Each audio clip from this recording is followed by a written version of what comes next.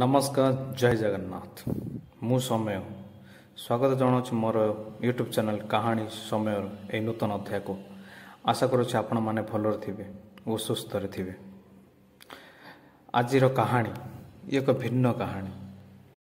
कहा भाषा भूत गोटे छाई तो आउ का भाषा भूत गोटे चलुवा कम कर शरीर और कथा मध्य कहीपे। किंतु भूत तो साधारण लोक मान मध्य प्रचलन भूत एठी अच्छी भूत सेठी अच्छी एमती किछि भूत को नहीं विश्वास कई करते तो कई भूत को विश्वास करते नहीं। यह तो साधारण लोक मान मध्यर कथा। एबे आसंतु कानून कानून रे भूत पिशाच को नहीं कौन प्रकार स्थान नहीं। आपण भूत पिशाच को आधार कर कौन प्रमाण सब्यस्त करें नहीं, कारण कानून यहाँ अंधविश्वास रूप ग्रहण करे। कानून भूत पिशाच भगवान ए सब किसी माने नहीं। अर्थात कौन दैविक शक्ति भौतिक शक्ति चमत्कार ए सब उपर कानून विश्वास नहीं। कानून केवल आखि देखा प्रमाण ही मागी थाए। किंतु आज कहानी एक भिन्न कहानी। एठी कानून स्वयं जज निजे कहूँ जे कोर्टे भूत अच्छी जोठी बसी से जजमेंट शुणुची सेठी ही कहूँ एठी भूत अच्छी एठी भूत रहुची। जोठी किसी आत्मा बिना शरीर रे बुलुची जोठी पाउंजीर छम छम आवाज शुणा जाउची आउ किछि लोकों ऊपर से भूत आक्रमण मध्य करिछि। भावन्तु एई कथाटी आपनको विश्वास लागुची किंतु हाँ यह एक सत्य घटना। यह होई पारे कि भारतर प्रथम भूत घटना ताहा भी पुणी एक राज्यर हाईकोर्टर जज शुणाणी। से हाईकोर्टर गोटे रूम पाखरे किछि बिना शरीर आत्मा घूरी बुलुछंती। देशर गोटे मात्र घटना जहाँकि कोर्टे घटी एवं जज ताकू मानिछि मध्य, कारण हाईकोर्ट बड़ी बड़ अदालत ए जिनिस को मानिछि। ए कहानीटा हूँ कोलकातार हाईकोर्टर कहानी। आउ कलिकता हाईकोर्ट माने पश्चिमबंगर हाईकोर्ट ये तो गोटे इतिहास। जो समय आम देश में ब्रिटिश शासन चली ब्रिटिश माने ईस्ट इंडिया कंपनी गठन करी कोलकाता रही सारा देश को शासन करुले आपण जानिथिबे मध्य। तेबे 26 जून 1862 मसीहा भारत रे तीनोटी हाईकोर्ट बना जाइतिला। ता मध्यरु कलिकता गोटिए कलिकतार हाईकोर्ट गोटिए हाईकोर्ट थिला। 1862 मसीहा रे तयारी करा जाइथिबा हाईकोर्ट तीनोटी हाईकोर्ट मध्यरु कोलकाता हाईकोर्ट अन्य प्राचीन। कोलकाता हाईकोर्ट खासियत है कि जे एई कोर्ट रे तीनोटी बेंच अलग अलग तीनोटी बेंच अछि। गोटे जलपाईगुड़ी रे गोटे होछि अंडमान निकोबर द्वीपपुंजर जहाँ भी कोर्ट कचेरी मामला ता सब कोलकाता हाईकोर्ट रे शुणानी करा जाए। स्वयं पश्चिम बंगर कोर्ट कचेरी मामला जहाँ भी सब किछि कोलकाता हाईकोर्ट रे शुणानी करा जाए।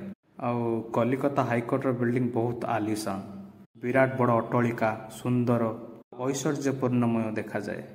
आउ यह एक हेरिटेज बिल्डिंग, कारण यह बहुत पुरातन भारतर प्रथम supreme court sorry high court British कालर बिल्डिंगटा। आउ कोलकाता हाईकोर्ट आपण पिलर ता कोरिडोर देखिए तार गोटे सीन अलग बहुत सुंदर देखा जाए। आउ दिन से धाँ धपड़ गहल चल लगी रही है। संध्या हेले से कोरिडोर गहल चल सब बंद हो जाए, कई लोक रुहंतनी। 2022 नवेम्बर कथा। से समय जो घोस्ट भूत आदि संधान करने जो पैरानॉर्मल सोसाइटी संस्था जो माने भूत को खोजती धरुंट एमती बहुत गुड़े संस्था बजार अच्छी हुए तो आपण मैंने जानिथिबे मध्य पैरानॉर्मल सोसाइटी रूप मानक विवेचना करा जाए। सो तन्मध्यरु गोटे पैरानॉर्मल सोसाइटी संस्था 2022 नवेम्बर रे कोलकाता हाईकोर्ट रो जो रजिस्ट्रार जनरल अच्छी तांको पाखरे गोटे एप्लिकेशन दाखल करिले से माने पैरानॉर्मल सोसाइटी संस्था। आउ से पैरानॉर्मल सोसाइटी संस्थार ना हूँ DOS।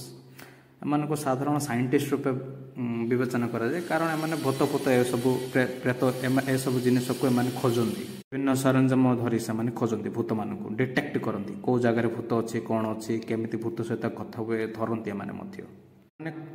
Kolkata high court registrar general पाखरे गोटे एप्लिकेशन देले कि आमको अनुमति दिया जाऊ कि कलिकता हाईकोर्ट रूम नंबर 11 रे गोटे राति बितेबाकू दिया जाऊ आमको।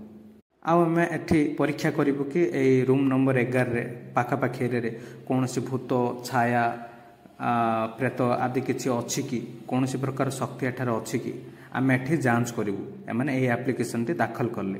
ଏକ ଅଦ୍ଭୁତ ଘଟଣା, କୌଣସି ଜିନିଷ ପାଇଁ ଗ୍ରାଣ୍ଟ ଆଣିବା ପାଇଁ ଲୋକମାନେ ଅନ୍ୟ ଜାଗାରେ କୌଣସି ଜିନିଷ ଗ୍ରାଣ୍ଟ ଆଣିବା ପାଇଁ କୋର୍ଟରେ ଅର୍ଜି କରୁଛନ୍ତି ବା ଆପ୍ଲିକେସନ ଦାଖଲ କରୁଛନ୍ତି, କିନ୍ତୁ ଏଠି ଅଜବ ମାମଲା ଯେ ସେହି କୋର୍ଟରେ ହିଁ ସେମାନେ ଯାଞ୍ଚ କରିବେ ବା ପରୀକ୍ଷା କରିବେ ଭୂତ ଅଟେ ନାହିଁ, ଆଉ ସେହି କୋର୍ଟରେ ସେମାନେ ଆପ୍ଲିକେସନ ଦାଖଲ କରୁଛନ୍ତି।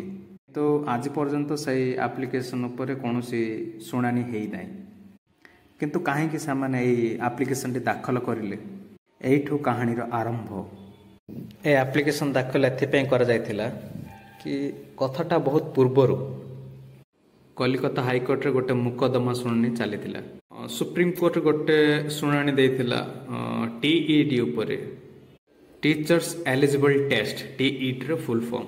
ଟିଚର ଏକ୍ଜାମ ପରେ ବହୁତ ସାରା ଲୋକଙ୍କର ଟିଚର ଉପରେ ଭର୍ତ୍ତି ହୁଏ। ସବୁ କାରଣ ଯୋଗୁଁ କିଛି ଲୋକ ଅର୍ଜି କରିଥିଲେ କି ଆମେ ଏକ୍ଜାମ ଦେଇଥିଲୁ, ପାସ୍ ହେଇଥିଲୁ ମଧ୍ୟ, କିନ୍ତୁ ଆମକୁ ଆଜି ପର୍ଯ୍ୟନ୍ତ କୌଣସି ପ୍ରକାର ଟିଚର ଚାକିରି ମିଳିନାହିଁ। ଆଉ ସୁପ୍ରିମକୋର୍ଟ ଅର୍ଡର ଦେଇଥିଲା କି ଏମିତି 269 ବସିଥିଲେ ଯେଉଁ ଏକ୍ଜାମ ଦେଇଥିଲେ, ପାସ୍ ହେଇଥିଲେ, ଏମାନଙ୍କୁ ଆଙ୍କର ଚାକିରି ଦିଆଯାଉ। ଆଉ ୟାକୁ ନେଇ ନିର୍ଦ୍ଦେଶ ହେଇଥିଲା ସୁପ୍ରିମକୋର୍ଟରୁ କୋଲକାତା ହାଇକୋର୍ଟରେ। ଆଉ ୟାକୁ ନେଇ ଗୋଟେ ଶୁଣାଣି ଚାଲିଥିଲା କୋଲକାତା ହାଇକୋର୍ଟରେ। 269 ଶିକ୍ଷକ ଏଲିଜିବିଲିଟି ଟେଷ୍ଟ ଦେଇଥିଲେ ଯେଉଁ ସେମାନଙ୍କୁ ଉପରେ ମୁକଦମା କରାଯାଉ, ଏମାନେ ପାଇବା ଯୋଗ୍ୟ କି ନାହିଁ କି କୌଣସି ଯେଉଁ ସଂସ୍ଥା ବୁଝୁଥିଲା ଏସବୁ ଟେଷ୍ଟ ଉପରେ, ତାଙ୍କ ଉପରେ ସବୁ ଶୁଣାଣି ଚାଲିଥିଲା। ଆଉ ଏଇ ମୁକଦମାଟି ଚାଲିଥିଲା ଜଷ୍ଟିସ୍ ଅଭିଜିତ ଗଙ୍ଗୋପାଧ୍ୟାୟଙ୍କର ଅଣ୍ଡରରେ ଚାଲିଥିଲା ଶୁଣାଣିଟି। ଆଉ ମୁକଦମାର ଶୁଣାଣିଟି ବହୁତ ଲମ୍ବା ଚାଲିଥିଲା ମଧ୍ୟ। ତ ଏମିତି ଗୋଟେ ଦିନ ଏଇ ମୁକଦମାର ଶୁଣାଣି ଚାଲିଛି, ନ୍ୟାୟାଧୀଶ ଗଙ୍ଗୋପାଧ୍ୟାୟ ବସିଛନ୍ତି କୋର୍ଟରେ, ଶୁଣାଣି ଚାଲିଛି, ଶୁଣାଣି ପୁରା ଲମ୍ବା ଚାଲିଛି ଆହୁରି। ଶୁଣାଣି ବହୁତ ଲମ୍ବା ଚାଲିଛି, ତ ତେଣୁକରି ଜଷ୍ଟିସ୍ ଗଙ୍ଗୋପାଧ୍ୟାୟ ଆଉ ଗୋଟେ ଡେଟ୍ ଦେଲେ, ତାରିଖ ଦେଲେ ଶୁଣାଣି ପାଇଁ ବୋଲି। ଆଉ ଏହା ମଧ୍ୟ କହିଲେ କି ଏ ମାମଲାରେ ତ ବହୁତ ସମୟ ଯାଉଛି, ବହୁତ ଆହୁରି ଶୁଣାଣି ହେଇପାରୁନାହିଁ, ତେଣୁକରି ଆମେ ଏ ଶୁଣାଣିଟି ଯେଉଁ ନେକ୍ସଟ ଡେଟ୍ରେ ଆମେ ଯାହା ବି କରିବା, ସନ୍ଧ୍ୟା 4ଟାରୁ ରାତି 7ଟା ପର୍ଯ୍ୟନ୍ତ ଆମେ ଏହାର ଶୁଣାଣି ଆରମ୍ଭ କରିବା। କିନ୍ତୁ ସାଧାରଣ ରୂପେ କୋର୍ଟ ତ 5ଟାରେ ବନ୍ଦ ହୋଇଯାଏ, କିନ୍ତୁ ସେ ଏହା କହିଲେ ଯେ କି ଏଇ ମାମଲାର ଶୁଣାଣି ଆମେ 4ଟାରୁ 7ଟା ଭିତରେ କରିବା। ଆଉ 7ଟା ମାନେ 7ଟାରୁ 8ଟା ବି ହେଇପାରେ, 8ଟାରୁ 9ଟା ହେଇପାରେ। ଶୁଣାଣି ଯଦି ଲମ୍ବା ଚାଲିଲା, ଯଦି ଯେମିତି ସେ ଆଦେଶଟି ଦେଲେ କି 4ଟାରୁ 7ଟା ନେକ୍ସଟ ଡେଟ୍ରେ ଶୁଣାଣି ହେବ, ସେଇ କୋର୍ଟ ରୁମ୍ରେ ହଲ୍ରେ ବସିଥିବା ଯେତିକି ଓକିଲ ଥିଲେ, କର୍ମଚାରୀମାନେ ସମସ୍ତେ ଥିଲେ, ଯିଏ ବି ଅଚାନକ ସମସ୍ତେ ଡରିଗଲେ ଏବଂ ପରସ୍ପରକୁ ଚାହିଁଲେ ଆଉ କହିଲେ କି ମିଲଟ ଏସବୁ କ'ଣ, କି ରାତିର ଅନ୍ଧାରେ ଆପଣ କୋର୍ଟର ଶୁଣାଣି କରିବେ? ତ ଜଜ୍ କହିଲେ କି କ'ଣ ହେଲା, ଶୁଣାଣି କରିବାର ଅସୁବିଧା କ'ଣ ଏଠି? ଓକିଲ କର୍ମଚାରୀମାନେ କହିଲେ ଆପଣଙ୍କୁ ଏଇ ଜିନିଷ ତ ଜଣାଥିବ, କଲିକତା ହାଇକୋର୍ଟକୁ ନେଇ କ'ଣ କ'ଣ ସବୁ କାହାଣୀ ଅଛି। ରୁମ୍ ନମ୍ବର 11ରେ ବହୁତ କିଛି ଘଟଣା ମଧ୍ୟ ଘଟିଛି ପୂର୍ବରୁ, କେଉଁ ଗୋଟେ ଭୂତ ଅଛି ସେଠି, ପାଉଁଜିର ଆବାଜ ଶୁଭୁଛି ମଧ୍ୟ ସେଠି, କିଛି ଲୋକ ମଧ୍ୟ ଦେଖିଛନ୍ତି, କିଛି ଲୋକ ଉପରେ ସେ ଭୂତ ମଧ୍ୟ ଆକ୍ରମଣ ମଧ୍ୟ କରିଛି। ଯେମିତି ଏକଥା ମିଲଟ ମାନେ ଗଙ୍ଗୋପାଧ୍ୟାୟକୁ ଜଣାଇଲେ, ଯେମିତି ଶୁଣିଲେ ଜଷ୍ଟିସ୍ ଗଙ୍ଗୋପାଧ୍ୟାୟ, ତ ସେମାନଙ୍କୁ ରଖିଲେ ଏବଂ କହିଲେ ହଁ ମୁଁ ଭୁଲି ଯାଇଥିଲି, ସତରେ ମୋତେ ମନେ ପଡ଼ିଲା, ୟାକୁ ନେଇକି ବହୁତ ବର୍ଷରୁ ଏ କାହାଣୀ ଚାଲି ଆସୁଛି। ଆଉ ମୋର ପୂର୍ବଜମାନେ ମଧ୍ୟ ଯେ ହାଇକୋର୍ଟରେ ସବୁ ଜଜ୍ ଥିଲେ, ସେମାନେ ମଧ୍ୟ କହିଛନ୍ତି କି ଏ କାହାଣୀ ମାନେ ପୁରାପୁରି ମିଛ ନୁହେଁ, ଏହା ସତ୍ୟ ଅଟେ। କାରଣ ଏଇ କୋର୍ଟର ରୁମ୍ ନମ୍ବର 11ରେ ବାହାରେ ଗୋଟେ ଚକ୍ର ମାନେ ବୁଲିବା ଆକାରର ଗୋଟେ ସିଡ଼ି ଅଛି, ଉପରକୁ ଯୋଡ଼ା ଯାଇଛି। ସେ ଏରିଆରେ ବହୁତ ଲୋକ କହିଛନ୍ତି, ଦେଖିଛନ୍ତି ମଧ୍ୟ, ଲିଷ୍ଟ ବି ଲମ୍ବା, କି ସେଠି କିଏ ଗୋଟେ ବୁଲୁଛି ରାତି ସନ୍ଧ୍ୟା ହେଇଗଲେ 5ଟା ପରେ, ଛମଛମର ଆବାଜ ଆସୁଛି। ସେ କହି ହଁ ମୁଁ ଜାଣିଥିଲି ଏଠି କିଛି ଏପରି ଶକ୍ତି ଅଛି, ଆଉ ଏ କାହାଣୀ ମିଛ ନୁହେଁ। ତ ଜଷ୍ଟିସ୍ ଗଙ୍ଗୋପାଧ୍ୟାୟଙ୍କର ମନେ ପଡ଼ିଲା କି ଠିକ୍ ଅଛି, ତାହେଲେ ଶୁଣାଣି ଆମେ 7ଟା ପର୍ଯ୍ୟନ୍ତ ରଖିପାରିବା ନାହିଁ, ଆଉ ଯାହା ବି ହେବ 5ଟା ଭିତରେ କରିଦେବାକୁ ପଡ଼ିବ, ଅନ୍ଧାର ହେବା ପୂର୍ବରୁ ଯାହା ବି ହେବ ଶୁଣାଣି ସାରିଦେବାକୁ ପଡ଼ିବ, କୋର୍ଟ ଖାଲି କରିବାକୁ ପଡ଼ିବ। ତେବେ ଏଇ ଭରାଭରି ଲୋକମାନଙ୍କର ଗହଳି ମଧ୍ୟରେ ଅଦାଲତରେ ଜଜ୍ ଏଇ କଥାଟି କହିଲେ, ଏ କାହାଣୀ ମିଛ ନୁହେଁ କି ଏଠି ଭୂତ ପ୍ରେତ ଅଛି। ଅବଭିୟସଲି ଏ ଜିନିଷଟା ଖବର ବନିବାର ହିଁ ଥିଲା। ତ ୟାକୁ ନେଇ ବାହାରେ କୋଲକାତା ହାଇକୋର୍ଟକୁ ନେଇ ବହୁତ ଗୁଡ଼ାଏ କାହାଣୀ ବହୁତ ଗୁଡ଼ିଏ କିସ୍ସା ସବୁ ଚର୍ଚ୍ଚା ହେବାରେ ଲାଗିଲା ବାହାରେ। ଆଉ କୋଲକାତାର ହାଇକୋର୍ଟର ଜଷ୍ଟିସ୍ ଗୋଟେ କାହିଁକି ଘଟଣାକୁ ସତ୍ୟ ବୋଲି କହୁଛନ୍ତି? ଆଉ କ'ଣ ଅଛି ଏଠି ଯେ ହାଇକୋର୍ଟର ରୁମ୍ ନମ୍ବର 11କୁ ଗୋଟେ ଭୂତ ଜାଗା ରୂପରେ ବିବେଚିତ କରାଯାଉଛି? କ'ଣ ପାଇଁ? ଏହାର କାରଣ କ'ଣ? କି କ'ଣ କିଛି ପ୍ରମାଣ ଅଛି କି ଲୋକ କ'ଣ ଦେଖିଛନ୍ତି? ଆଉ ଏମିତି କେଉଁ ଲୋକ ଅଛନ୍ତି ଯିଏ କିଏ ଜିନିଷକୁ ଫିଲ୍ କରିଛି, ଦେଖିଛି, ମାନେ ସେଠି ୱିଟନେସ୍ ନିଜକୁ କରିଛି କି ଏଠି ଭୂତ ଅଛି ବୋଲି? ତ ଚାଲନ୍ତୁ ପୁରା କାହାଣୀଟା ପୁଣି ଶୁଣିବା। କଲିକତାରେ ହାଇକୋର୍ଟରେ ଯେତିକି କର୍ମଚାରୀମାନେ କାମ କରୁଛନ୍ତି ଆଉ ଯେତିକି ଓକିଲ କାମ କରୁଛନ୍ତି, ସେଠାରୁ ମ୍ୟାକ୍ସିମମ୍ ଲୋକ କହିଛନ୍ତି କି ଆମେ ଏଠି ରୁମ୍ ନମ୍ବର 11 ପାଖରେ ଯେଉଁ ଘୁମାଦାର ସିଡ଼ିଟା ଅଛି ସେଠି ଆମେ ଭୂତ ଥିବାର ଫିଲ୍ କରିଛୁ, ଦେଖିଛୁ ମଧ୍ୟ। ତ ବହୁତ ଜଣ ଦେଖିଛନ୍ତି, ଶୁଣିଛନ୍ତି, ଫିଲ୍ କରିଛନ୍ତି। ସେଠି କାହାଣୀ ବହୁ ଜଣଙ୍କର ଅଛି, କିନ୍ତୁ ସେଥିମଧ୍ୟରୁ 3ଟି କାହାଣୀ ଏମିତି ଅଛି ଆଉ ଯାହା ସହିତ ଘଟଣା ଘଟିଛି ଆଉ ଏମିତି ଲୋକଙ୍କ ସହିତ ଘଟଣା ଘଟିଛି କି ଆପଣ ବିଶ୍ୱାସ କରିବାକୁ ବାଧ୍ୟ ମଧ୍ୟ। ଦେଖନ୍ତୁ, ଜଣେ ସାଧାରଣ ଲୋକ 10ଟା କଥା କହି ଆପଣଙ୍କୁ ବୁଲେଇ ଦେଇ ପଳେଇ ପାରେ, କିନ୍ତୁ ଏମିତି କିଛି ଲୋକ ଅଛନ୍ତି ଯାହାଙ୍କର କଥାକୁ ଆପଣ ବିଶ୍ୱାସ କରିବାକୁ ବାଧ୍ୟ ହେବେ। ତ ଘଟଣା ବହୁତ ଦିନ ପୁରୁଣା ଘଟଣାଟି। ଯେବେ କୋର୍ଟରେ ଜଜେସ୍ ମାନେ ବସୁଛନ୍ତି ବେଞ୍ଚ ଉପରେ, ତ ତାଙ୍କ ସୁରକ୍ଷା ପାଇଁ ମଧ୍ୟ ବହୁତ କିଛି ବ୍ୟବସ୍ଥା କରାଯାଇଥାଏ। ସବୁ ପୋଲିସ ମାନଙ୍କୁ ମଧ୍ୟ ଜଜେସ୍ ମାନଙ୍କର ପ୍ରୋଟେକ୍ସନରେ ରୁହନ୍ତି ସେମାନେ। ତ ଏମିତି କିଛି ପୋଲିସ ମାନେ ଗୋଟେ ଜଷ୍ଟିସଙ୍କର ସିକ୍ୟୁରିଟିରେ ଥିଲେ ଆଉ ଜଷ୍ଟିସଙ୍କର ମୋକଦ୍ଦମା ଶୁଣାଣିରେ କିଛି ଡେରି ହେଇଯାଇଥିଲା ସେଦିନ। ଜଜ୍ ସାହେବ ତାଙ୍କର ରୁମ୍ରେ ଅଛନ୍ତି ଆଉ ସନ୍ଧ୍ୟା 7-8 ବାଜି ଯାଇଛି ମଧ୍ୟ। ଜଜ୍ ତାଙ୍କର ଚେମ୍ବର ରୁମ୍ରେ ବସି କାମ କରୁଛନ୍ତି କିଛି। ତ ବହୁତ ଗୋଟେ ପୋଲିସ ଥିଲେ। ତ ସେଥିରୁ ଗୋଟେ ପୋଲିସ ବାଲା କହିଲା କି ତ ସାର୍ ତ ଏବେ ମାନେ ଜଜ୍ ସାର୍ ତ ଏବେ ଆସିବେ, ଆଉ କିଛି ସମୟ ଲାଗିବ, ତ ଚାଲ ଟିକେ ହାଲକା ହେଇଯିବା, ପାସ୍ ଯାଇକି ଆସିବା, ଟଏଲେଟ୍ ଯାଇକି ଆସିବା। ୱାସରୁମ୍ଟି ମଧ୍ୟ ସେଇ ରୁମ୍ ନମ୍ବର 11ର ଘୁମାଦାର ଯେଉଁ ସିଡ଼ିଟା ଥିଲା, ସର୍କଲ ଆକାର ସିଡ଼ିଟା ତା ପାଖରେ ହିଁ ଅଛି। ଆଉ ସେ ଯାଉଛି ମଧ୍ୟ ୱାସରୁମ୍ ଯାହା ବି କାମ ସାରି ସେ ରିଟର୍ନ ଆସୁଥିବା ସମୟରେ ସେ ସିଡ଼ି ପାଖାପାଖି ଆସିଛି, ଦେଖୁଛି ତା ଗୋଡ଼ ଆଉ ଥୟ ଧରୁନି ଆଉ ତଳେ ପଡ଼ିଯାଇଛି ଏବଂ ପଛକୁ ବୁଲି ଦେଖି ଦୌଡ଼ି ବହୁତ ଚିତ୍କାର ଚିଲେଇକି ଆସୁଛି। ତାର ଚିତ୍କାର ଶୁଣିକି ମଧ୍ୟ ବହୁତ ଲୋକ ଆସିଲେ, ଜମା ହେଇଗଲେ ସବୁ। ଜଜ୍ ମଧ୍ୟ ସେ ଚିତ୍କାର ଶୁଣି ଆସିଲେ ଆଉ ପଚାରିଲେ କି କ'ଣ ହେଲା, ଏତେ ଚିତ୍କାର କାହିଁ କରୁଛ? ତ କହିଲା କି ମୁଁ ଆସୁଥିଲି ୱାସରୁମ୍ ଯାଇକି, ଜଣା ନାହିଁ କିଏ ଗୋଟେ ମୋତେ ପଛରୁ ଗୋଟେ ଧକ୍କାଟି ମାରିଲା ଆଉ ଧକ୍କାଟା ଏତେ ଜୋର ଥିଲା ଯେ ମୁଁ ତଳେ ପଡ଼ିଗଲି ମଧ୍ୟ। ଆଉ ଯେବେ ମୁଁ ପଛକୁ ବୁଲି ଦେଖିଲି କି କିଏ ଧକ୍କା ଦେଲା ବୋଲି, ତ ଦେଖିଲା ବେଳକୁ ଗୋଟେ ସ୍ତ୍ରୀ ଲୋକଟି ଛିଡ଼ା ହେଇଛି ଆଉ ସେ ମହିଳାଟା ସିଡ଼ି ଉପରେ ଛିଡ଼ା ହେଇଛି, ସ୍ତ୍ରୀ ଲୋକଟା। ଆଉ ଦେଖିଲି ତାର ପାଦକୁ ମୁଁ ଦେଖିଲି, ମାର୍କ କଲି, ସେ ଯେ ପାଦରେ ପାଉଁଜିଟିଏ ପିନ୍ଧିଛି, ଶାଢ଼ୀ ପିନ୍ଧିଛି। ହଁ, ଏମିତି ମୁଁ ତାର ଗୋଡ଼ର ଉପରୁ ଏତିକି କାନ୍ଧ ତାକୁ ଆସିଛି, ଦେଖୁଛି ତା କାନ୍ଧ ପୁରା, ତାର ମୁଣ୍ଡଟି ନାହିଁ। এই ଦୃଶ୍ୟଟି ଦେଖିଲା ପରେ କେଉଁ ମଣିଷ ବି ଡରିବାଟା ସୁନିଶ୍ଚିତ। ସେ ଡରି ଚିତ୍କାର କରି ଆସିଛି, ମନରେ କୋକୁଆ ଭୟ ଖେଳି ଯାଇଛି, ତାର ପୁରା ଡରି ଯାଇଛି, ଛାନିଆ ପୁରା। ନର୍ମାଲ ଷ୍ଟେଜ୍ରେ ଆଉ ସେ ନାହିଁ। ଫେରେ ତା ସାଙ୍ଗସାଥି କଲିଗ ଆଉ ସବୁ ମିଶି କିଛି ଲୋକ ତାକୁ ନର୍ମାଲ କରିବାକୁ ଚେଷ୍ଟା କଲେ, ନର୍ମାଲ ମଧ୍ୟ ସେ ପରେ ହେଇଛି। ଆଉ ଏସବୁ ତାର ଜଜ୍କୁ ଶୁଣେଇଛି ସିଏ, ଗୋଟେ ପୋଲିସ ବାଲା ହେଇକି। ଆଉ କଥାଟି ସରିଯିବାର ଥିଲା, ମାନେ କାଳେ କ'ଣ କନଫ୍ୟୁଜନରେ ଏମିତି ଗୋଟେ ମତିଭ୍ରମ ହେଇ ଦେଖିଥିବ ବୋଲି, କିନ୍ତୁ କଥାଟା ଏଠି ସରିନି। ଏହାପରେ ସେ ଜଜ୍ ସାହେବ ଯିଏ ଶୁଣିଲେ କାହାଣୀଟି, ସେ ଗୋଟେ ଆଦେଶ ଦେଲେ କି ରୁମ୍ ନମ୍ବର 11 ଆଉ ସେ ଯେଉଁ ସିଡ଼ିଟା ଅଛି, ଘୁମାଦାର ସିଡ଼ିଟା, ତା ପାଖରେ କିଛି ପୋଲିସ ମାନଙ୍କୁ ତୈନାତ କରାଯାଉ ବା ଜଗାଯାଉ। ଧାରାରେ ପୋଲିସ ମାନଙ୍କର ସେଠି ଡ୍ୟୁଟି ଲଗାଯାଉ, କାରଣ କେତେବେଳେ କୌଣସି ଲୋକ ପଳେଇବ ଯଦି ବୋଲି କହିଲେ ତା ସହିତ ସେମ୍ ଘଟଣାଟା କେମିତି ନ ଘଟୁ ଭାବିକି ସେ ଆଦେଶ ଦେଲେ। ଗୋଟେ ଲମ୍ବା ସମୟ ପର୍ଯ୍ୟନ୍ତ ପୋଲିସ ମାନେ ସେଠି ଜଗିଲେ ମଧ୍ୟ। ଏଇଟା ଗୋଟେ କାହାଣୀ ଥିଲା। ୟା ପୂର୍ବରୁ ଆହୁରି 2ଟି ଫେମସ୍ କାହାଣୀ ମଧ୍ୟ ଘଟିଯାଇଛି ଏଇ କୋଲକାତା ଭୂତିଆ ରୁମ୍ ନମ୍ବର 11କୁ ନେଇକି ମଧ୍ୟ। ସେଥିଭିତରୁ ଗୋଟେ କାହାଣୀ ଗୋଟେ କବି ବା ରାଇଟରର ମଧ୍ୟ ଥିଲା, କି ଗୋଟେ କବି ଥିଲେ ଯାହା ପାଇଁ ଏଇସବୁ ଘଟଣା ସବୁ ଘଟିଛି। ଆଉ ଏ କଥା ବହୁତ ପୁରୁଣା, ଯେଉଁ ସମୟରେ ବ୍ରିଟିଶର ଶାସନ ଚାଲିଥିଲା ଆମ ଦେଶରେ।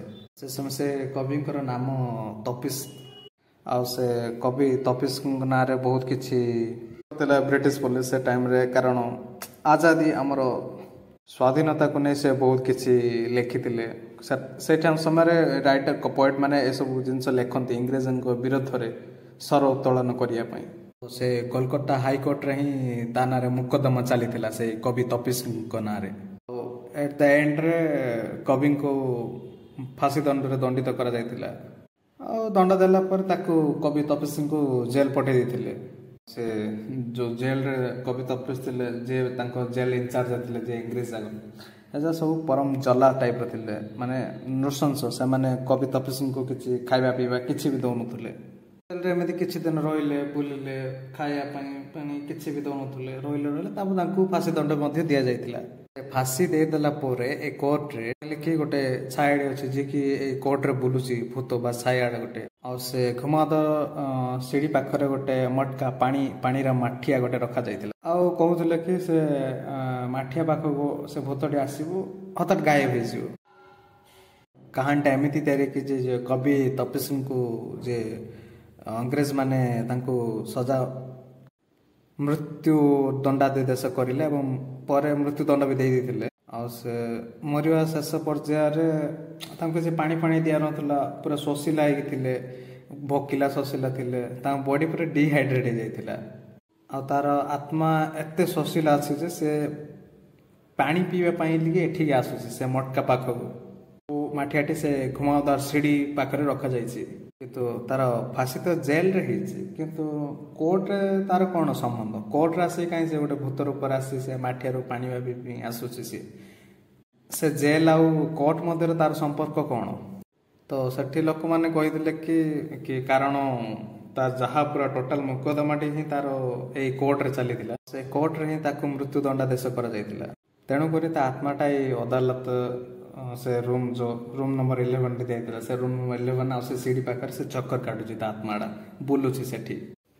ଏ ଗୋଟେ କାହାଣୀ ବହୁତ ଲୋକ ଏଇ ରୂପରେ କହିଥିଲେ। ଆଉ ଏମିତି ବି ତାକୁ ଦେଖିଛନ୍ତି ବୋଲି ବହୁତ ଲୋକ ପ୍ରମାଣ ଦେଇଛନ୍ତି। ତ ଏମିତି କବି ତପସ୍ୱୀଙ୍କ ନାଁରେ ଗୋଟେ ଏମିତି କୋଲକାତା ହାଇକୋର୍ଟରେ କାହାଣୀଟି ବହୁତ ବର୍ଷ ଧରି ଲମ୍ବା ଅଧ୍ୟାୟ ଧରି ଚାଲିଲା ଭୂତକୁ ନେଇ। ତ ଏମିତି କିଛି ଦିନ ବିତି ଯାଇଛି, ବହୁତ ବର୍ଷ ବିତି ଯାଇଛି। ତାପରେ କବି ତପସ୍ୱୀଙ୍କର କାହାଣୀ ପରେ ଆଉ ଗୋଟେ କାହାଣୀ ସାମ୍ନାକୁ ଆସିଛି କି ବହୁତ ଲୋକମାନେ ଯେ କୋର୍ଟରେ କର୍ମଚାରୀ ଓକିଲ ଫକିଲ ସବୁ କାମ କରୁଛନ୍ତି କହୁଛନ୍ତି କି ଯେ ଅନ୍ଧାର ହେଇଗଲା ମାନେ ଏଇ ରୁମ୍ ନମ୍ବର 11 ସେ ଘୁମାଦାର ସିଡ଼ି ପାଖରେ ଗୋଟେ ମହିଳାଟି, ଗୋଟେ ସ୍ତ୍ରୀ ଲୋକଟି, ଯାହାର ମୁଣ୍ଡ ନାହିଁ, କେବଳ ଗଣ୍ଡିଟା ଅଛି, ସେ ଚାଲୁଛି ଆଉ ମାନେ ବୁଲୁଛି। ଆଉ ସେ ବୁଲିବା ସମୟରେ ସେ ପାଦରେ ପାଉଁଜି ପିନ୍ଧେ, ସେ ପାଉଁଜିରେ ସେ ଝମଝମ ଆବାଜ ଶୁଭୁଛି ସବୁ। ଆଉ ଏ ଆବାଜଟା ବହୁତ ଲୋକମାନେ ମଧ୍ୟ ଶୁଣିଛନ୍ତି। କର୍ମଚାରୀ, ମୁଲାଜିମ ଯିଏ ଅଛନ୍ତି, ପିଅନ, ଓକିଲ, ପୋଲିସ ବାଲା ଆଉ କିଛି ଜର୍ଜ ମାନେ ମଧ୍ୟ ଶୁଣିଛନ୍ତି ସେ ଆବାଜ। କିଛି ଲୋକ ଏମିତି ଏଡ଼େଇ ଦିଅନ୍ତି, ଭୂତ ଉପରେ ବିଶ୍ୱାସ କରନ୍ତିନି, କିନ୍ତୁ ଜର୍ଜ ମାନେ କହିଛନ୍ତି ନାଇଁ, ଆମେ ଆମ ନିଜ କାନରେ ଏ ଆବାଜ ଶୁଣିଛୁ କୁହନ୍ତି। ତ ଏମିତି କାହାଣୀ ଚାଲିବା ମଧ୍ୟରେ କ'ଣ ହେଇଛି କି ଦୁଇଟି କର୍ମଚାରୀ, ସେ କୋର୍ଟର କର୍ମଚାରୀ, ଜଣଙ୍କର ନାଁ ମନମୋହନ ଅଛି ଆଉ ଜଣଙ୍କର ନାଁ ତାର ଗୋଟେ ସାଙ୍ଗଟି। ଏ ଦୁଇ ଜଣ ଗୋଟେ ଦିନ ତାଙ୍କ କାମରେ ଏତେ ବିଜି ଥିଲେ, ଦ୍ୱିତୀୟ ସାଙ୍ଗଟା ତା ନାଁ ଥିଲା ବଜାହାରୀ। ମନମୋହନ ଆଉ ବଜାହାରୀ, ଏ ଦୁଇ ଜଣ ଗୋଟେ ଦିନ କାମରେ ଏତେ ବ୍ୟସ୍ତ ଅଛନ୍ତି ଯେ କାମ ପୁରା ଜୋରଦାର ପଡ଼ିଛି, ତାଙ୍କୁ ହେଭି ପ୍ରେସର। ଦୁଇ ଜଣ ନିଜ ରୁମ୍ରେ ବସି ତାଙ୍କର କାମ କରୁଛନ୍ତି। ଆଉ କାରଣ ତା ନେକ୍ସଟ ଦିନ କ'ଣ ଜଜମେଣ୍ଟ ଆସିବାର ଥିଲା, ଆଉ ସେ ଜଜମେଣ୍ଟକୁ ନେଇକି ତାଙ୍କର ପୁରା କାମ ପୁରା ଜୋର ହେଭି ପଡ଼ିଛି। ଦୁଇ ଜଣ ଏତେ କାମରେ ବିଜି ଥିଲେ କି ମନନ ଆଉ ବଜାହାରୀକୁ ଜଣା ନାହିଁ ଯେ କାମ କରି ରାତି 8ଟା ବାଜିଗଲାଣି। ତ ବଜାହାରୀ କହିଛି କି ମୋତେ ଶୋଷ ଲାଗିଲାଣି, ଆଉ ୱାସରୁମ୍ ବି ଯିବାର ଅଛି ମୋତେ। ଆଉ ସେ ବରାବର ହିଁ ଜର୍ଜ ସାର୍ଙ୍କର ଚ୍ୟାମ୍ବରଟା ଥିଲା, ଏମାନେ ଦୁଇ ଜଣ କାମ କରୁଥିଲେ। ସେ କହିଲା ଜର୍ଜ ସାର୍ ତ ପଳେଇଛନ୍ତି, ତୁମେ ଏଇ ୱାସରୁମ୍ଟା ୟୁଜ୍ କରିଛ। କିଏ? ମନୋହର କହିଲା ବଜାହାରୀଙ୍କୁ।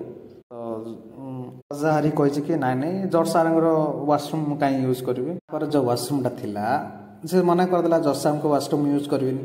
ଆଉ ତାପରେ ଯେଉଁ ୱାସରୁମ୍ଟା ଥିଲା, ସେ ୱାସରୁମ୍ ଆଉ ସେ ପାଣି ପିଇବା ଜାଗା ସେଇଟା ରୁମ୍ ନମ୍ବର 11 ଆଉ ସେ ଘୁମାଦାର ସିଡ଼ି ପାଖରେ ଥିଲା, ଯେଉଁଟାକି ଷ୍ଟାଫ୍ ମାନଙ୍କର ୟୁଜ୍ ପାଇଁ ରଖାଯାଇଛି। ମୁଁ ସେଠିକି ପଳାଉଛି। ତ ମନୋହନ ସେଠି କହିଲା ଯେ ଆରେ ସେଠି ଭୂତ ଅଛି, କାହିଁକି ଯିବୁ? କିନ୍ତୁ ବଜାହାରୀ ସେ ଭୂତ ଭୂତ ଉପରେ ଏତେ ବିଶ୍ୱାସ କରନ୍ତି, କିଛି ହେବନି, ମୁଁ ପଳେଇବି, ମୋତେ କିଛି ଅସୁବିଧା ନାହିଁ। ଆଉ ସେ ସେଠିକି ପଳେଇଲା ମଧ୍ୟ। ଆଉ ସେ ଯାଇଛି ଯେ ଯାଇଛି, ଆଉ ରିଟର୍ନ ବି ହେଇନି। ଇଆଡ଼େ ମନୋହର ଜଗିଛି, କାମ ସରିଲା, ଘରକୁ ଯିବାର ଅଛି ବି। 8ଟା ପରେ ହେଇଗଲାଣି, 8ଟା ପରେ ବି କାମ କରୁଛନ୍ତି। କୋର୍ଟର ସବୁ ଷ୍ଟାଫ୍ ତ ପଳେଇଲାଣି, ଆମେ 2 ଜଣ ଅଛୁ। ଇଏ ଆଉ ଆସୁନି କ'ଣ ପାଇଁ? ୱାସରୁମ୍ ଆଉ ପାଣି ପିଇବା ନାଁରେ ଯାଇଛି ଯେ ଯାଇଛି। କୋର୍ଟ ଖାଲି ହେଇଗଲାଣି। ଆକୁ ବି ଡର ଲାଗୁଛି ମନୋହରକୁ, ରୁମ୍ରେ ସିନା ବସିଛି କିନ୍ତୁ ଡର ବି ଅଛି ତାକୁ। ତା ମୁଣ୍ଡରେ ସେ ଭୂତକୁ ନେଇ କାହାଣୀ ପୁରା ବୁଲୁଛି ପୁରା। ବହୁତ ସମୟ ପରେ ବଜାରରେ ଆସିଲାନି ତ ମନୋହର ବାଧ୍ୟ ହେବାକୁ ହେଲା ସେ ଜାଗାକୁ ଯିବାକୁ, ତାକୁ ଦେଖିବାକୁ ସେ କ'ଣ କରୁଛି ସେଠି। ଆଉ ମନମନ କ'ଣ ତାକୁ ଖୋଜିବା ଇଏରେ ସେ ୱାସରୁମ୍ ପାଖକୁ ଯାଉଛି ଧୀରେ ଧୀରେ। ଆଉ ମନରେ ପୁରା ପ୍ରବଳ ଭୟ ମନୋହରର। ସେ ୱାସରୁମ୍ରୁ କିଛି ଦୂରରେ ଥିଲା, ଆଉ ତାକୁ ଦେଖାଯାଉଛି କି ଯେଉଁ ସିଡ଼ି ପାଖରେ ଗୋଟେ ବେଞ୍ଚଟି ରଖାହେଇଛି। ଆଉ ସେ ବେଞ୍ଚର ତଳେ କ'ଣ ହେଇଛି ନା ବଜାହାରୀ ତଳେ ପଡ଼ିଛି, ମାନେ ଶୋଇଛି, ପୁରା ଲେ ଡାଉନ୍ ହେଇ ପଡ଼ିଯାଇଛି। ମନୋହର ଦେଖିକି ଛାନିଆ, ପୁରା ଘବରା ହେଇଗଲା ପୁରା। ଆଉ ତାପରେ କ'ଣ ହେଇଛି ଜାଣିଛନ୍ତି? ସେ ବେଞ୍ଚ ଉପରେ ଗୋଟେ ମହିଳାଟି ବସିଛି। ଆଉ ସେ ମହିଳା ତା ହାତରେ ଗୋଟେ ବାସନ ଆକାରର ବାସନଟି ଧରିଛି, ଆଉ ତା ମୁହଁରେ ପାଣି ମାରୁଛି, ମୁହଁରେ ପାଣି ମାରୁଛି। ମନାହାରୀ ଭାବିଲା ଯାହା ହଉ କମ୍ ସେ କମ୍ କିଏ ଗୋଟେ ତ ଷ୍ଟାଫ୍ଟି ଅଛି କୋର୍ଟରେ, ଯାଇ ସାହାଯ୍ୟ କରିବ ମୋତେ। ଆଉ ଆକୁ ବି ଡର ଏତେ ଲାଗିଲାନି। ସେଠୁ ସେ ଦୌଡ଼ି ଦୌଡ଼ି ବଜାହାରୀ ପାଖକୁ ଦୌଡ଼ିକି ଗଲା। ବଜାହାରୀ ଡାକି ଡାକି ସେ ଦୌଡ଼ିକି ଗଲା। ଆଉ ସେ ଦେଖିଲା ମହିଳାଟି ତ ଅଛି, ତ କେଉଁ ଗୋଟେ ସ୍ତ୍ରୀ ଲୋକଟି ବସିଛି, ତାକୁ ହେଲ୍ପ କରୁଛି। ତାକୁ ଡର ବି ଆଉ ଲାଗିଲାନି। 2 ଜଣ ହେଇଗଲା ମାନେ, ଆଉ ବଜାହାରୀ ମିଶି 3 ଜଣ ଅଲରେଡ଼ି ଅଛନ୍ତି। ତାକୁ କିଛି ଆଉ ଡର ଲାଗିଲାନି। ଯେମିତି ସେ ପାଖକୁ ଆସିଛି, ଦେଖୁଛି କି ବେଞ୍ଚରେ ସେ ମହିଳା ଆଉ ନାହିଁ। ସେ ସ୍ତ୍ରୀ ଲୋକଟା ଯେଉଁ ବସିଥିଲା ସିଏ ଆଉ ସେଠି ନାହିଁ। ଆଉ ସେ ବଜାହାରୀକୁ ସମ୍ଭାଳିବାକୁ ଆସିଥିଲା, ଏଠି ତାର ନିଜର ହାତ ଗୋଡ଼ ଫୁଲିଗଲା। ଛାନିଆ ପୁରା ଡର ପଶିଗଲା ତା ଦେହରେ। କୌଣସି ପ୍ରକାରରେ ଯାହା ହଉ ସେ ବଜାହାରୀକୁ ଉଠେଇଲା, ତାକୁ ଉଠେଇକି ସମ୍ଭାଳିକି ତାକୁ ଧରିକି ଆସିଲା। ଆଉ 2 ଜଣ ଏମିତି ଦୌଡ଼ିଲେ କି ଆଉ ସିଧା ସେ ରୁମ୍ ଯେଉଁଠି କାମ କରୁଥିଲା ସେଠି ଗଲେନି, ସିଧା କୋର୍ଟର ବାହାରକୁ ଗଲେ ଦୌଡ଼ି ଦୌଡ଼ି। ଆଉ ଏ କାହାଣୀଟା ପୁରା ନେକ୍ସଟ ଡେ କୋଲକାତା ହାଇକୋର୍ଟରେ ପୁରା ଚାରିଆଡ଼େ ବିସ୍ଫୋରଣ ଭାବେ ଫୁଟିଗଲା। ତାପରଠାରୁ ଯିଏ ବି କହୁଛି ହଁ ମୁଁ ସେ ଭୂତକୁ ଦେଖିଛି, ଏ କୋର୍ଟରେ ପାଦରୁ ତ କାନ୍ଧ ପର୍ଯ୍ୟନ୍ତ ଦେଖାଯାଉଛି, ଆଉ କାନ୍ଧରୁ ଆଉ ମୁଣ୍ଡ ସେଠୁ ଆଉ କିଛି ଦେଖାଯାଉନି। କାନ୍ଧ ଉପରୁ ପୁରା ଡାର୍କ ଅନ୍ଧାର ଦେଖାଯାଉଛି, ଆଉ ମୁଣ୍ଡ କିଛି ଆଉ ଦେଖାଯାଉନି। ଏ ଗୋଟେ ଆତ୍ମା ଅଛି ଯିଏକି କୋଲକାତା ହାଇକୋର୍ଟରେ ବିନା ମୁଣ୍ଡ ବାଲା ବୁଲୁଛି ହାଇକୋର୍ଟରେ ପୁରା। ଏବେ ଆତ୍ମାଟି କାହାର ହେଇଥିବ, ୟାକୁ ନେଇକି ବହୁତ ଲୋକଙ୍କର ବହୁତ ଭିନ୍ନ ଭିନ୍ନ ମତ। ଆଉ ୟାକୁ ନେଇ ଗୋଟେ କାହାଣୀ ମଧ୍ୟ ଆସିଛି। କାହାଣୀଟା ଏଇଟା କି 1910 ପରେ କ'ଣ ହେଇଛି, ଗୋଟେ ମହିଳା କୋଲକାତା ହାଇକୋର୍ଟକୁ ପହଞ୍ଚିଲା। ଆଉ ସେ ସ୍ତ୍ରୀ ଲୋକର ନାଁଟା ଥିଲା ନିସ୍ତାର। ଆଉ ନିସ୍ତାର ଜଣେ ଥିଲା କୋଲକାତା ରେଡ୍ ଲାଇଟ୍ ଏରିଆରେ ଗୋଟେ ବେଶ୍ୟା, ଯିଏକି ଦେହ ବେପାର କରନ୍ତି। ଆଉ ସେ ସେଠି ତା'ର କାମ କରୁଥିଲା। ଆଉ ସେ ଦେଖିବାକୁ ମଧ୍ୟ ବହୁତ ସୁନ୍ଦର। ଆଉ ଅଚାନକ ତାକୁ ଗୋଟେ ଏମିତି ଗ୍ରାହକ ମିଳିଲା। ଗ୍ରାହକ ମାନେ ଯେ ବେଶ୍ୟାଳୟକୁ ଯାଆନ୍ତି, ଯେଉଁମାନେ ଯେ ଯାଇଥିଲେ ସେ ବି ବହୁତ ରିଚ୍ ଫ୍ୟାମିଲି, ସମ୍ଭ୍ରାନ୍ତ ଶ୍ରେଣୀର ବ୍ୟକ୍ତି ଜଣକ ଯାଇଥିଲେ। ଆଉ ସେ ଲୋକଟି ଏମିତି ବହୁତ ଦିନ ତା ପାଖକୁ ଯାଇଛି। ଧୀରେ ଧୀରେ ସେ ବ୍ୟକ୍ତି ଆଉ ନିସ୍ତାରଙ୍କ ଉପରେ ପ୍ରେମ ଆସିଯାଇଛି। ତ ସେ ନିସ୍ତାରଙ୍କୁ ପ୍ରତିଜ୍ଞା କଲା କି ଯେ ମୁଁ ତୁମକୁ ଏ ଦଲଦଲ ଏଇ ଯେଉଁ ବେଶ୍ୟାଳୟରୁ ମୁଁ ତୁମକୁ ଏ ଦୁନିଆରୁ ମୁଁ ବାହାର କରିଦେବି, ଆଉ ତୁମକୁ ବିବାହ କରିକି ମୁଁ ମୋ ସଂସାର ବସାଇବାକୁ ଚାହୁଁଛି, ତୁମକୁ ମୁଁ ଏଠାରୁ ନେଇଯିବାକୁ ଚାହୁଁଛି। ଆଉ ନିସ୍ତାରକୁ ବି କ'ଣ ଦରକାର, ନିସ୍ତାରକୁ ମଧ୍ୟ ବହୁତ ତା ପ୍ରତି ପ୍ରେମ ଆସିଲା। ଆଉ ସେ ବ୍ୟକ୍ତି ଜଣଙ୍କ ନାଁ ହେଉଛି ଶାଲିଖ ରାମ। ତ ନିସ୍ତାର ବହୁତ ଖୁସି ଥିଲା କି ତାର ଜୀବନ ପୁରା ବଦଳିଯିବ ଏବେ। କିନ୍ତୁ ଏହାପରେ କ'ଣ ହେଇଛି କି ଏମିତି ଜେନେରାଲି ହୁଏ କି ବ୍ରଥେଲ ସେଣ୍ଟର ବା ପ୍ରସ୍ଟିଚ୍ୟୁଟ୍ ବେଶ୍ୟାଳୟରେ ପୋଲିସମାନଙ୍କର ଛାପା ପଡ଼େ। ପୋଲିସମାନେ ସେ ବେଶ୍ୟାମାନଙ୍କୁ ବାନ୍ଧିକି ନେଇଯାଆନ୍ତି ପୋଲିସ ଥାନାକୁ। ଆଉ ନିସ୍ତାର ସହିତ ମଧ୍ୟ ଆଗରୁ ଘଟି ସାରିଛି। କୋର୍ଟରେ ମୁକଦମା ମଧ୍ୟ ଚାଲେ କିଛି। ପରେ ଯେବେ ଶାଲିଖ ରାମ ସହିତ ତାର ଏଫଆଇଆର ହେଲା, ଆଉ 2 ଜଣ ବାହା ହେବାକୁ ଯେତେବେଳେ ଚାହିଁଲେ, ତ ନିସ୍ତାର କହିଲା କି ଏବେ ତ ଆମେ ନୂଆ ଜୀବନ ଆରମ୍ଭ କରିବା।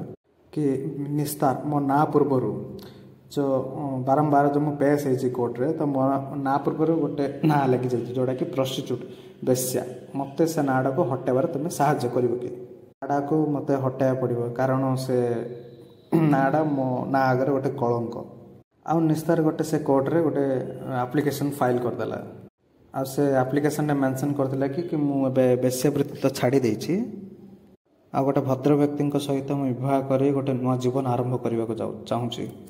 ତ ନିକଟ ଭବିଷ୍ୟତରେ କୌଣସି ପ୍ରକାର ଅସୁବିଧା ନ ହୁଏ ମୋ ଫ୍ୟାମିଲିକୁ, ମୋର ଏଇ ନାଁ ସାଙ୍ଗିଆ ଯେଉଁ ଲାଗିଛି ବେଶ୍ୟାକୁ ନେଇ, ମୋ ନାଁ ପୂର୍ବରୁ ସେ ଯେଉଁ ବେଶ୍ୟା ନାଁଟି ଯୋଡ଼ାଯାଇଛି ସେଇଟା କାନୁନର ପୃଷ୍ଠାରୁ ହଟାଇ ଦିଆଯାଉ। ତ ଏ ଆପ୍ଲିକେସନଟି ସେ ହାଇକୋର୍ଟ, କୋଲକାତା ହାଇକୋର୍ଟରେ ଫାଇଲ୍ କରିଥିଲା।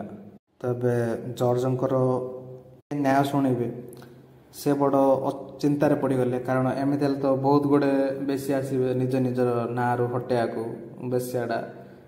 ଏମିତି ବି କିଛି ଓକିଲମାନେ ମଧ୍ୟ ଏପରି କେସ୍ ଆଣିକି ପେଶ୍ କଲେଣି କୋର୍ଟରେ। ତାପରେ ନିସ୍ତାର ଯେଉଁ କୋଠାରେ ଯେଉଁ ଗ୍ରାହକ ଥିଲେ ଆଉ ତାର କୋଠାର ମାଲିକ ଯେଉଁଠି ବ୍ରୋଥେଲ ସେଣ୍ଟରର, ସେମାନେ ମଧ୍ୟ ନିସ୍ତାର ବିରୁଦ୍ଧରେ କେସ୍ ବି ଆରମ୍ଭ କରିଦେଲେ କୋର୍ଟରେ। ଏହା କିପରି ସମ୍ଭବ କି ଏସବୁ ଛାଡ଼ିକି ନୂଆ ଜୀବନ ଆରମ୍ଭ କରିପାରିବ? ଏମିତି ଯଦି ହେବ ତ ଏମିତି ବ୍ରୋଥେଲ ସେଣ୍ଟରର ସବୁ ବେଶ୍ୟାମାନେ ଏମିତି ସମସ୍ତେ ପଳେଇବେ। ଆଉ ସାଧାରଣତଃ এই ପେଶାରେ ଯିବାଟା ତ ସହଜ, କିନ୍ତୁ ଏ ପେଶାରେ ବାହାରିବାଟା ବହୁତ କଷ୍ଟ। ତ ଏମିତି ବହୁତ ଲୋକ ମିଶିକି ତାର ଏ ରାସ୍ତାଟାକୁ ରଖିବାକୁ ଚେଷ୍ଟା କଲେ, କେମିତି ଆ ନାଁ ଆଗରେ ଏ ନାଁ ନ ହଟୁ, ଏ କିପରି ନ ଯାଉ, ନ ବାହା ହଉ। ଆଉ ସମସ୍ତେ ମିଶି ବଳପ୍ରଭୁଙ୍କ ବହୁତ ପ୍ରୟାସ କଲେ କି ନିସ୍ତାର ଯେଉଁ ଶୁଣାଣି ପାଇଁ ଆପ୍ଲିକେସନଟି ଫାଇଲ୍ କରିଛି ତାର ଏ ଆପ୍ଲିକେସନ ଫାଇଲ୍ କେବେ ବି ଶୁଣାଣି ନ ହଉ, ବନ୍ଦ ହେଇଯାଉ। ଆଉ କାନୁନି ତौर से ତାର ନାଁ ଆଗରେ ଯେଉଁ ବେଶ୍ୟା ନାଁଟା ଅଛି ସେଇଟା କେବେ ହେଲେ ନ ହଟୁ। ତ ଏମିତି ଦବାବ ଏତେ ବଢ଼ିଲା କୋର୍ଟ ଉପରେ କି ନିସ୍ତାର ସେ ଆପ୍ଲିକେସନ ଜର୍ଜ ଖାରିଜ କରିଦେଲେ। ଆଉ ଅଦାଲତ ମନା କରିଦେଲା କି ତୁମ ନାଁ ପୂର୍ବରୁ ଆଉ ସେ ବେଶ୍ୟା ନାଁ ହଟିବନି। ଏହାପରେ ଲୋକମାନେ ତ ଆହୁରି ଭଡ଼କାଇବାକୁ ଆରମ୍ଭ କରିଦେଲେ। ତାପରେ କିଛି ଦିନ ବିତି ଯାଇଛି ଏମିତି। ନିସ୍ତାରର ମୃତ ଶରୀର ସେ ରେଡ୍ ଲାଇଟ୍ ଆପରେ ଏମିତି ମାନେ ମିଳିଛି। ତାର ଶରୀର, ମୃତ ଶରୀରଟା ବହୁତ ପୁରୁଣା ହୋଇଯାଇଛି ମଧ୍ୟ, ଆଉ ତା ମୃତ୍ୟୁକୁ ବହୁତ ଦିନ ବିତି ଯାଇଥିବ ମଧ୍ୟ। ତା ଶରୀରଟା ମାନେ ପ୍ରାୟତଃ ପୁରା ଖରାପ ହୋଇଯାଇଛି, କିନ୍ତୁ ଲାଶଟା ପୁରା ଥିଲା, କିନ୍ତୁ ସେ ଲାଶର ମୁଣ୍ଡ ନଥିଲା। ଆଉ ଯେଉଁ ନିସ୍ତାର ଯେଉଁ କପଡ଼ା ପିନ୍ଧୁଥିଲା ତା ବଡ଼ିରେ କିଛି ମାର୍କ ଥିଲା, ତା ବରାବର ସେମ୍ ଥିଲା, ସବୁକିଛି ସମାନ ଥିଲା। ଆଉ ତାର କପଡ଼ା ଆଉ ତାର ଲାଶରୁ ହିଁ ଚିହ୍ନଟ ହେଇପାରିଲା ଯେ କି ଇଏ ନିସ୍ତାରର ଶରୀର, ମୃତ ଶରୀର। କିନ୍ତୁ ତାର ମୁଣ୍ଡ ପୁରା ଗାୟବ ଥିଲା, ଆଉ ସେ ମୁଣ୍ଡ କେବେ ବି ମିଳିନି। ଆଉ ତାପରେ କୁହନ୍ତି କି ଯେ କୋଲକାତା ହାଇକୋର୍ଟର ଯେଉଁ ପାଉଁଜିର ଆବାଜ ଶୁଭୁଛି ତା ନିସ୍ତାରର। ଆଉ କାରଣ ନିସ୍ତାର ପାଦରେ ପାଉଁଜି ପିନ୍ଧୁଥିଲା ସବୁବେଳେ। ତ ତାପରେ ମାନାଗଲା ଯେ କୋଲକାତା ହାଇକୋର୍ଟରେ ଯେଉଁ ପାଉଁଜିର ଆବାଜ ଆସୁଛି ତା ନିସ୍ତାରର। ଆଉ ଯେଉଁ ପାଦରୁ କାନ୍ଧ ପର୍ଯ୍ୟନ୍ତ ବଡ଼ିଟା ଦେଖାଯାଉଛି, ମୁଣ୍ଡଟା ନାହିଁ, ସେଇଟା କାଳେ ନିସ୍ତାର ହିଁ ହେଇଥିବ। ଆଉ କାରଣ ଏଇ କୋଲକାତା କୋର୍ଟରୁ ହିଁ ତାକୁ ତାର ନ୍ୟାୟ ମିଳିନଥିଲା, ତାର ଆପ୍ଲିକେସନକୁ ଖାରିଜ କରିଦେଇଥିଲେ। ଆଉ ତାର ନ୍ୟାୟ ନ ମିଳିବା ଯୋଗୁଁ ତାର ଜୀବନଟା ଅଧା ରହିଗଲା। ଏକ ଭଦ୍ର ବ୍ୟକ୍ତିଙ୍କ ସହିତ ତାର ବାହା ହେବାର ଥିଲା, ତା ବାହାଘର ରହିଗଲା ଅଧାରେ। ଆଉ କିଏ ତ ତାକୁ ଗୋଟେ ମାରି ଦେଇଛି ମଧ୍ୟ। ତେଣୁକରି ତା ଆତ୍ମା ଆଜି ମଧ୍ୟ ଅତୃପ୍ତ, ଆଉ ତା ଆତ୍ମା କୋଲକାତା ହାଇକୋର୍ଟର ଚାରିଆଡ଼େ ଘୁରି ବୁଲୁଛି ଆଜି ବି। ତ ଏହା ଥିଲା କୋଲକାତା ହାଇକୋର୍ଟର ଭୂତିଆ କାହାଣୀ। ଆଶା କରୁଛି ଆପଣମାନଙ୍କୁ ଭଲ ଲାଗିଥିବ। ଭଲ ଲାଗିଲେ ଆପଣଙ୍କର ମତାମତଟି କମେଣ୍ଟ ମାଧ୍ୟମରେ ଜଣାନ୍ତୁ, ଓ ଚ୍ୟାନେଲକୁ ସବସ୍କ୍ରାଇବ୍ କରିବାକୁ ଭୁଲିବେନି, ଓ ଆପଣ ପରିବାର ବର୍ଗ, ସାଥୀ ସାଙ୍ଗ ମଧ୍ୟରେ ଏ କାହାଣୀକୁ ସେୟାର କରନ୍ତୁ। ନମସ୍କାର, ଧନ୍ୟବାଦ, ଜୟ ଜଗନ୍ନାଥ, ରହିଲି।